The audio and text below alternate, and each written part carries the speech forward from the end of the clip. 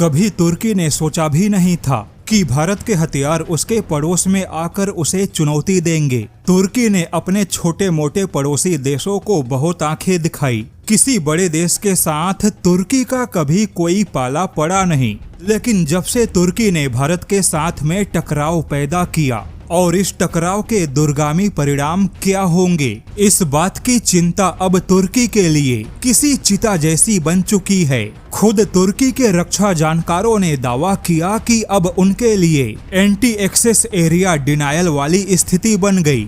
आने वाले दिनों में यह स्थिति इतनी गंभीर हो सकती है कि तुर्की की नौसेना के लिए भी संभाल पाना मुश्किल होगा।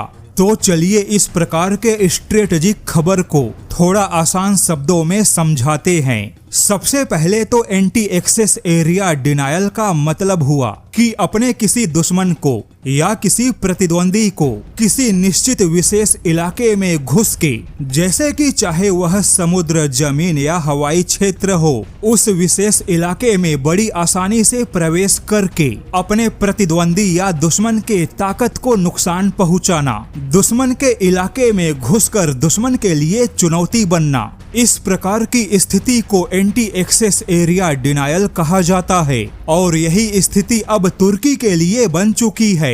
हालांकि अब सवाल है कि आखिर तुर्की के लिए ऐसी स्थिति उत्पन्न क्यों हुई, तो इसका जवाब मिलेगा ग्रीस में। खबर कुछ ऐसी है कि अब ग्रीस में मांग उठने लगी कि भारत के सबसे घातक मिसाइल को ग्रीस के सशस्त्र बलों में शामिल किया जाना चाहिए। खास करके ग्रीस की मीडिया, ग्रीस के रक्षा जानकार खुलकर भारत के ब्रह्मोस मिसाइल को शामिल करने के पक्ष में है। ग्रीस की न्यूज मीडिया पेंटापोस्टागामा ने कहा कि ग्रीस के अंदर अब खुलकर सरकार से मांग की जा रही है कि उनकी सेना को भारत का ब्रह्मोस मिसाइल मिलना चाहिए। भारत का ब्रह्मोस मिसाइल मिल गया तो एजियान सागर में तुर्की पर बहुत बड़ा दबाव बनाया जा सकता है। अभी तुर्की के जो युद्धपोत अपनी मनमानी कर रहे हैं, तुर्की के युद्धपोत के ऐसी मनमानी को बहुत ही करारा जवाब मिल सकता है। हालांकि अब सवाल है कि आखिर भारत का ब्रह्मोस मिसाइल ही क्यों,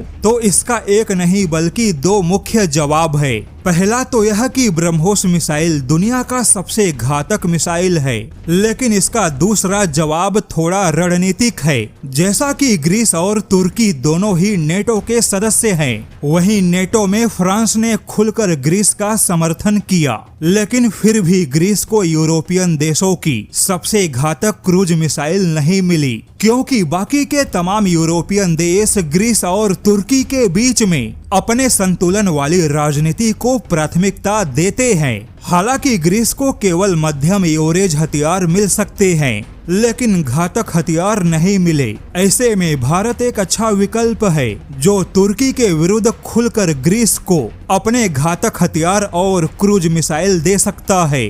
अब ऐसे में तुर्की इन सभी बातों को लेकर परेशान है, क्योंकि अगर सच में भारत और ग्रीस के बीच में ब्रह्मोस मिसाइलों की डील फाइनल हो गई, तो ब्रह्मोस मिसाइलों में वह ताकत है जो तुर्की को उसकी औकात बता सकता है।